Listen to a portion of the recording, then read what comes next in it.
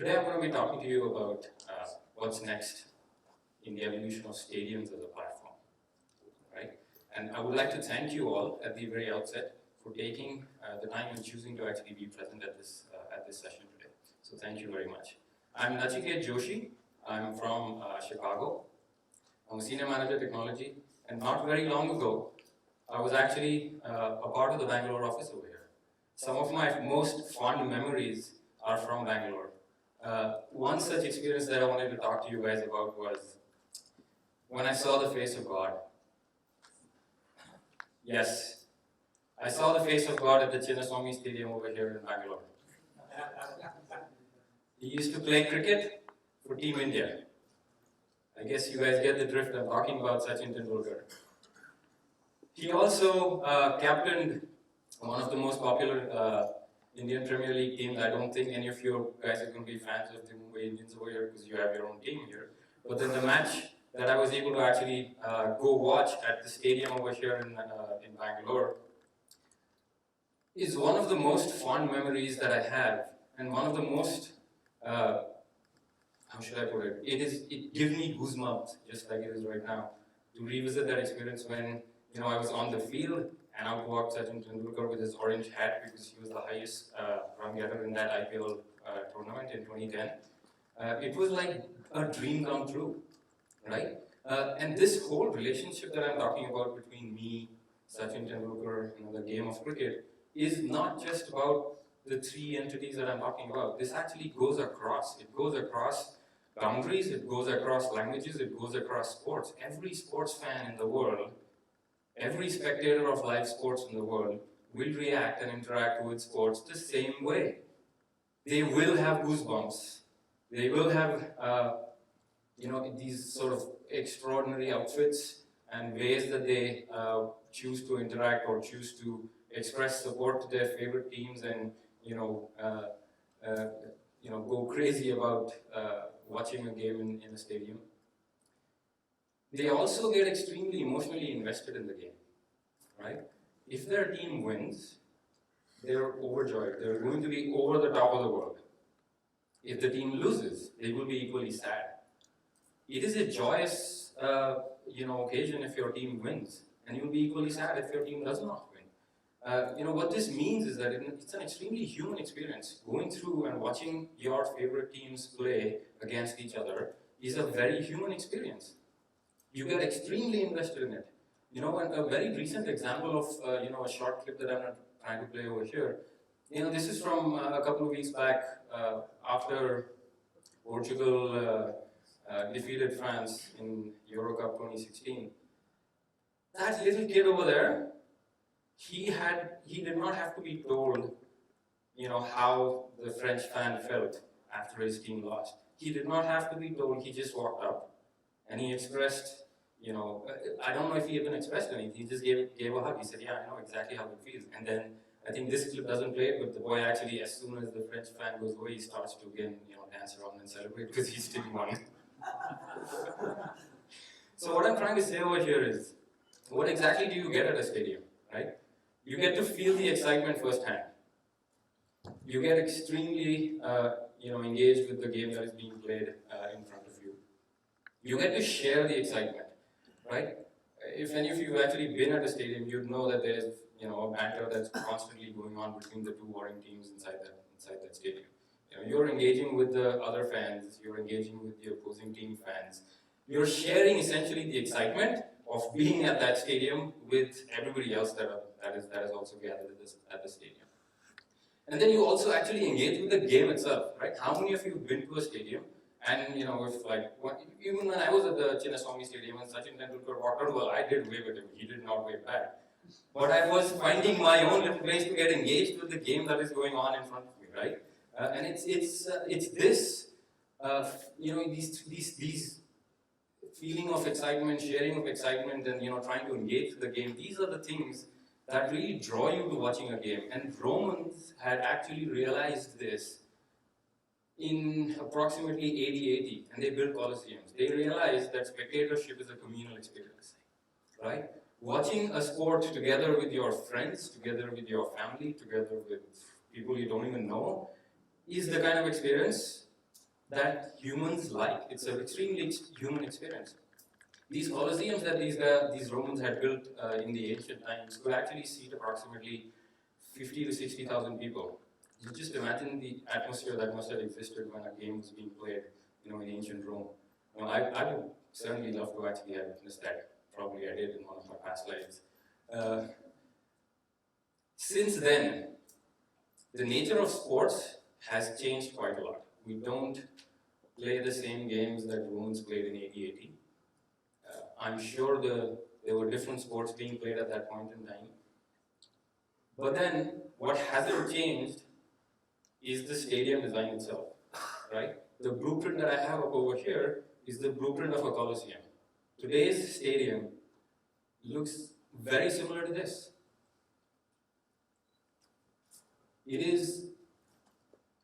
It's actually important to note over here that this is really holding it back. Stadiums have always been this sole proprietor of live experiences, right? A game being played is the best possible viewing experience inside the stadium.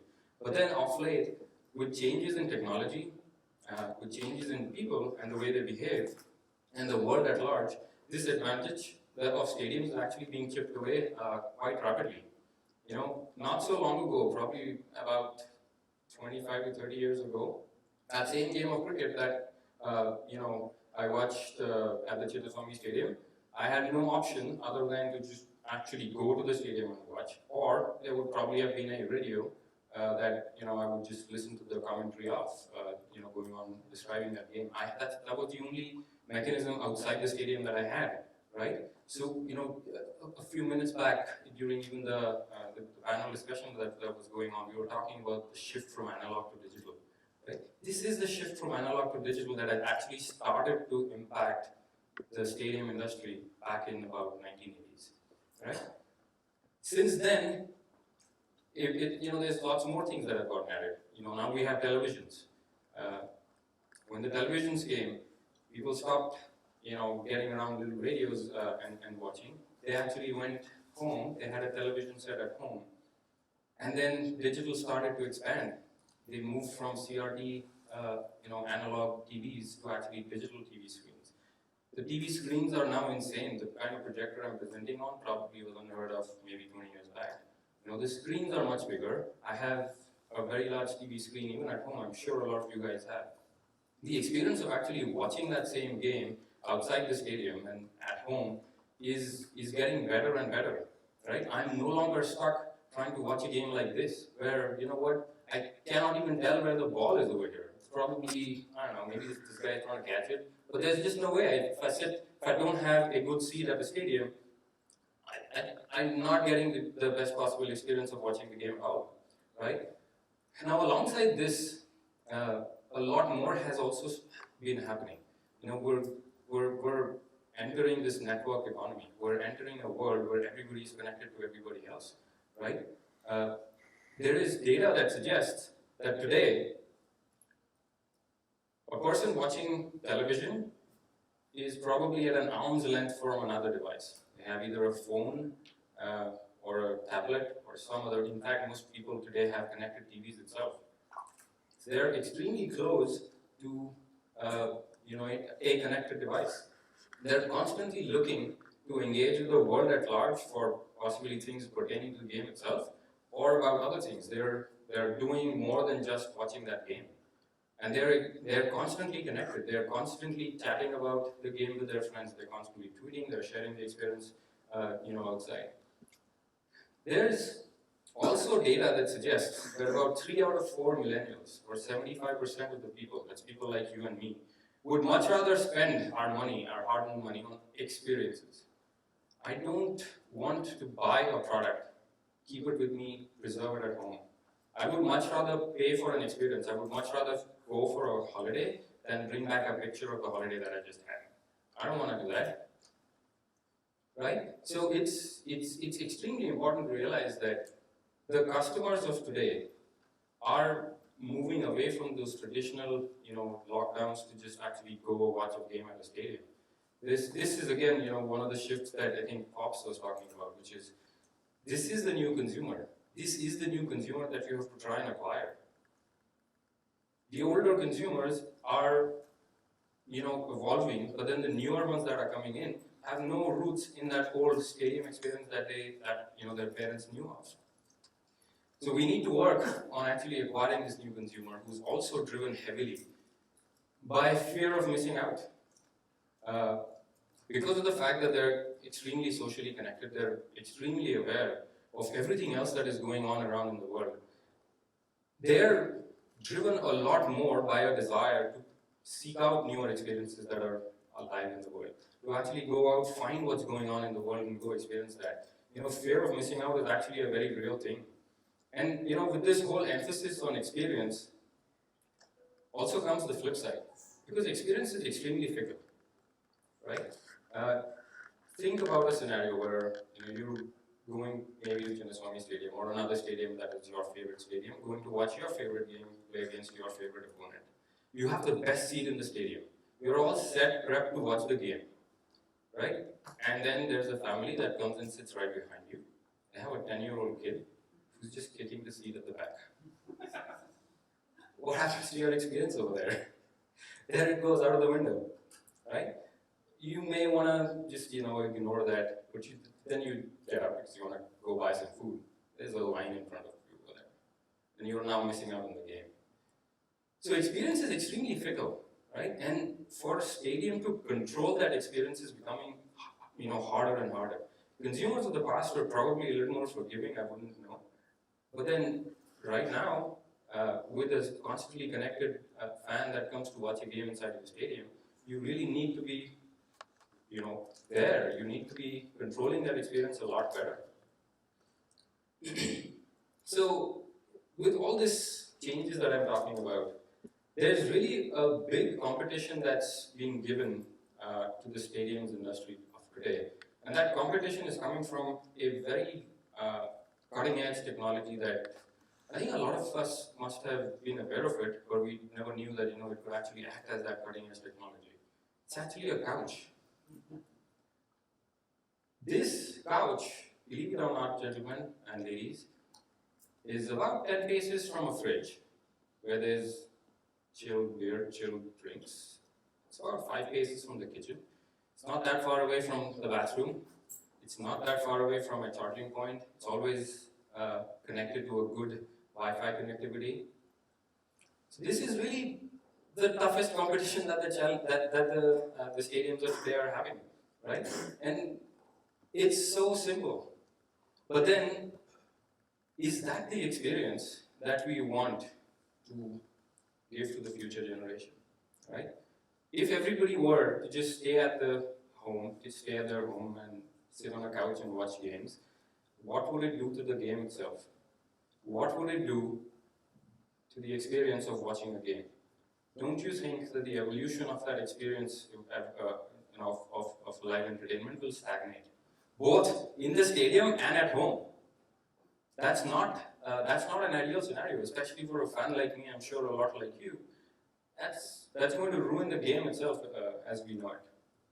So what I'm trying to also say over here is that the fans of today don't really worry about where they get an experience, as long as they get the best possible experience, right? The experience at home is as comparable to an experience at venue, especially with all of the advancements of in-home technology that's coming about. So they don't really care where they get that experience. They want the best possible experience. So stadiums of today have actually been trying to also catch up and fight against the competition of the couch over here, right? And they've been trying to do that by bringing on technology inside the stadiums. The frame that they're adding technology into, this is the frame that I'm proposing aware of how technology is being looked at by stadiums, right? There's the backbone technology, because a lot of these stadiums were built probably 10 years after the Colosseum was built. They need to upgrade technology quite a lot, right? In order to do that, they're adding things like a distributed antenna system, the DAS, because of the fact that there's so many people in a stadium. One single giant high-power cell phone antenna is not sufficient to cover so many people in the stadium. It gets overloaded, and therefore, when you're in a stadium, you typically have bad cell phone reception. You can't talk to people, you can't chat, you don't have any data connectivity. Along with that, there's also Wi-Fi being added into stadiums, high-speed wireless network, which can be really used by the stadiums itself to control the experience that they're imparting in the venues. There's location tracking technologies like Beacon that is being added all over the stadiums. This is also fairly foundational to how the newer experiences inside the stadiums are being built. There's fiber optics that is getting added. I've heard, I've actually read also a lot about fiber optics getting added to the stadium. This is going to bring extremely high-speed connectivity to every seat. Each seat might actually end up having a high-speed connection attached to it. Stadiums have no idea what they're going to do with it yet, but they're doing it as part of upgrade to the stadiums itself. There's also local storage, digital data storage that's coming about, which can be used again to build and propagate experiences inside the stadium. Now, on top of this backbone, there's technology being added to capture the game that is being played up in front of you. Right? There's lots of technology around cameras, etc., that is being added. There's also technology like Hawkeye. All of us have seen a Hawkeye in action when you're watching probably cricket, right? It assists the umpires in making decisions about whether the LBW decision should be given in favor of the bowler or the batsman. Then on the delivery side, which means this is giving out the experience or handing out the experience to the consumers who are in the stadium, right? There's extremely large screen TVs that are coming out. And when I say large screen TVs, what I mean is there is the same size TVs that are coming out, which are put up everywhere within the stadium, where in the galleys and the alleyways within the stadium, so that when you get up, go away from your seat to buy food or drink, you're not really missing out on the game that's being played out. And then there's the insane size, which is a 150-foot wide giant TV screen right next to the field of play. So those sort of technologies, or the high definition screens that are getting added to the stadiums, are really working their way towards bridging that in-home and out of home or in-venue experience, because a lot of times people stay at home because and watch a game because they really value the fact that they're able to see the close-up of the game. They aren't stuck trying to use binoculars or just relying on their eyes to see the game that's being played out. They really like seeing replays of parts of the game. So these giant TV screens that are put up next to the field of play can be used for a lot of those things. And then a very critical thing that is getting built these days for stadiums are custom-built mobile applications. These mobile applications, and there's a few examples already out there. This is not concept. This is an actual reality that has already happened. For instance, for a lot of this, I'm going to talk now about NFL, which is National Football League in the United States, because the set of stadiums that are actually homes to a lot of NFL teams are the ones that are leading the charge in terms of digitizing stadiums. So one such app that I wanted to talk about over here was the app that is created for 49ers, which is a San Francisco-based NFL team. Now this app really takes charge of the experience of a fan, right from actually buying the ticket, right, to the point where you're in the stadium and enjoying the game. The experience is controlled by the app. So you can buy the tickets through the app. The ticket resides on the app. You pay for the ticket through the app. You have your payment methods set up in the app. To when on the game day you're trying to approach the stadium, the app is going to direct you towards the best possible route to get to the stadium, so you avoid the traffic. It's going to direct you towards the best place to park, because there's going to be upwards of 60 to 70,000 people at the same time trying to get to the stadium. There's going to be conflicts for parking spaces. So it's going to tell you where to go park. It's going to direct you there. How do you get from the parking lot to your seat? Wayfinding, using some of the beacon technology that we just spoke about. It's going to, it navigates you from wherever you are to your seat. You can order food to be delivered to your seat and pay through the mobile app itself. So there's really a lot that the stadiums are doing to counter that competition from the couch. But then, what that is going to lead to is a full stadium. Do you think that's enough? Is it enough to fill up all of the seats? I really think there's a bit of a problem over here, right? The equation does not seem to add up. Let's try and do the math. and play along with me a little over here. How many stadiums are there in the world? Any guesses? 50,000. How many think there's more than that? 100,000? That's a nice number. There were 12,000 stadiums in the world, and these stadiums are spread across 225 countries. You see why there is something missing in that equation? You can get everybody seated in the seats. Now, the whole stadium experience that we talk about, right? The minimum number of people that you actually need to have that awesome stadium experience where you have that electrifying atmosphere and like there's live banter going on between teams and you're throwing things at each other, you need at least 40,000 people. Below that, it's not gonna matter. It's gonna be too less. How many of those 12,000 stadiums do you think can seat 40,000 people or more? Anyone for any more guesses? Less than 6,000? You missed it by just 1 0. You know what that translates to? That translates to a lot of disappointed fans. Because 600 stadiums with about 40,000 capacity means you're covering a staggering 0.6% of the world's population. 0.6. You're leaving a lot of people out. Right? Now you could, also, look at where those fans are. And this whole fan base is dispersed. I stay in Chicago. How many of you think I actually can watch a game of cricket? There's just no way. You can give me a free seat at the Chennai Stadium, it's still going to cost me more to come down here. So I cannot ever watch a game of cricket live because nobody plays cricket in the United States. So is the case with soccer. A lot of countries don't have soccer going on. We have, I know there's a lot of soccer fans, a lot of fans that over here in India that wanted to watch that Euro Cup that I was talking about. There's just no option to actually go for various reasons to Europe and wherever it's being played and go watch that game, right?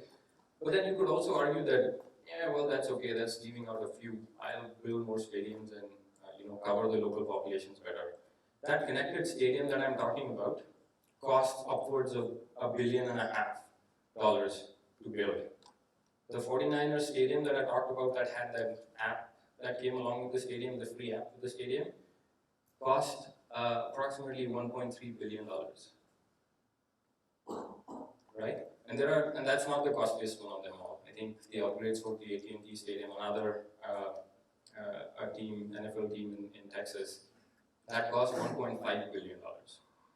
Now you can try and build all the stadiums you want in the world. You probably won't be left with any money to host a game afterwards, right?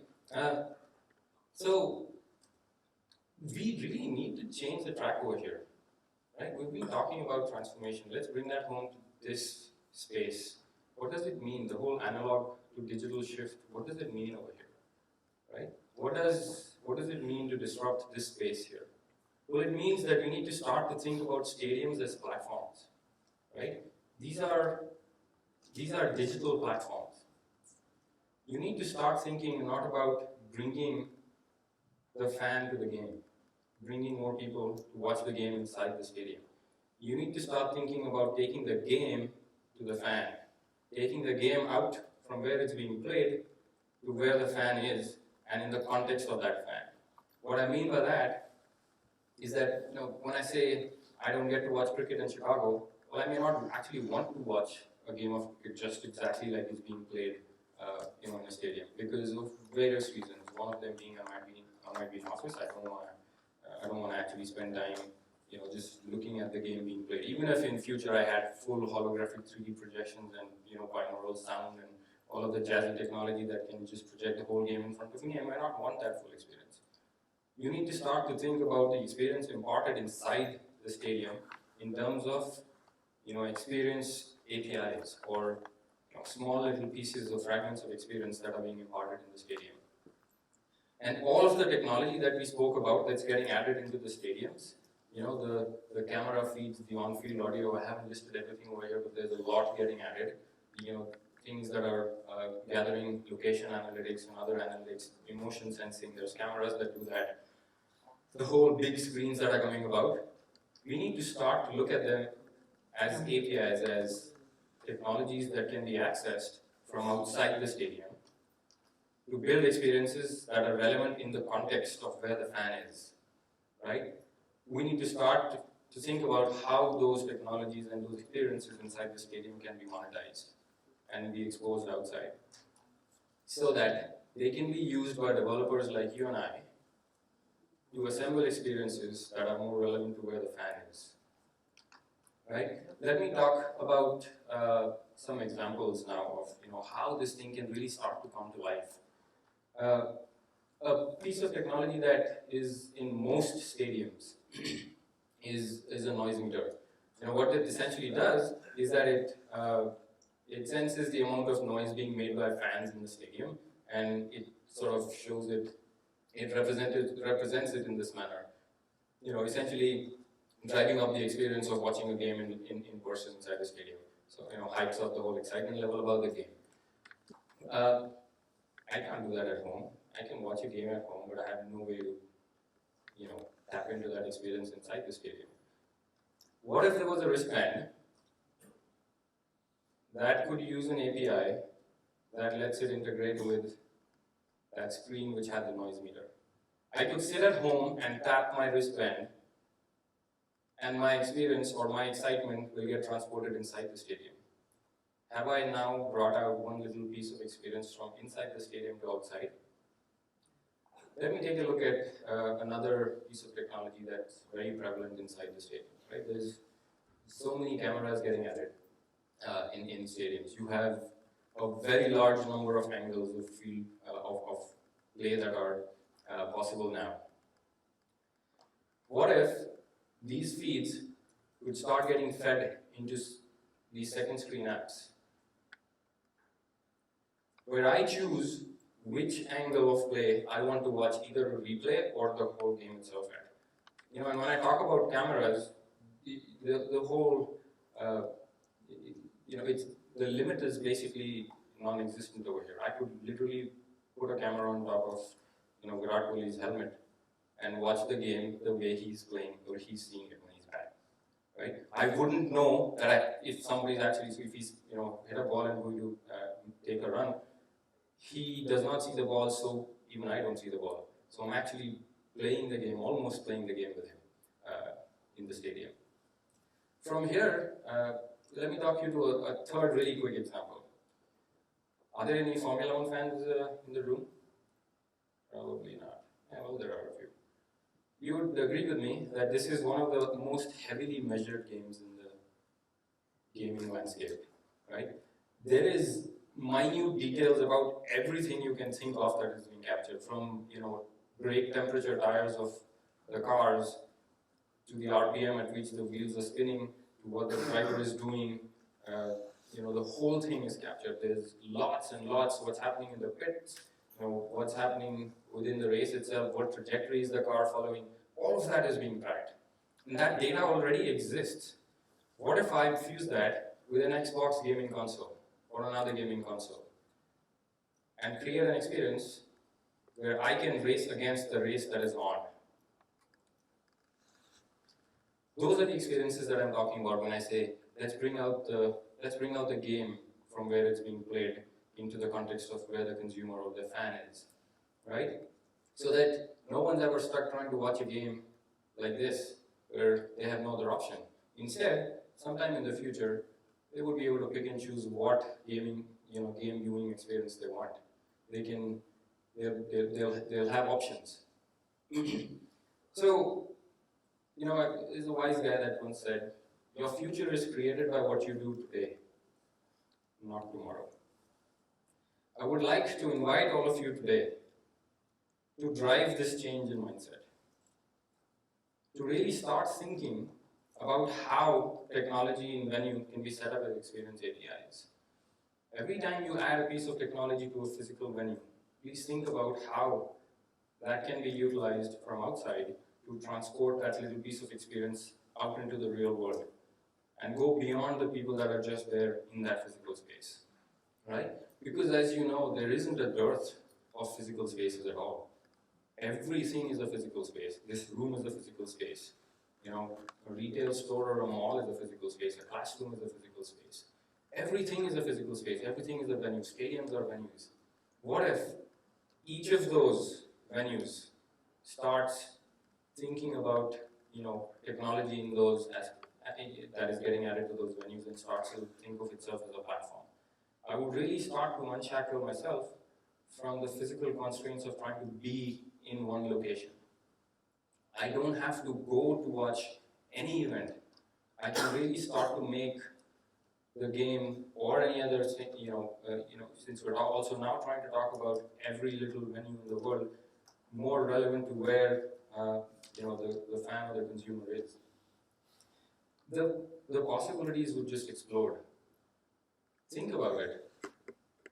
As marketers, you and I would be able to build experiences that are much more powerful, that are much more contextualized, and that are much more in the physical space of where your consumers are. Right? There would be an explosion in the number of channels that are available for us to deliver those experiences. As a technologist, this is really exciting because most of the technologies that I've spoken of over here are already present in the real world today. We need to start thinking and architecting our solutions for physical spaces differently. Thank you.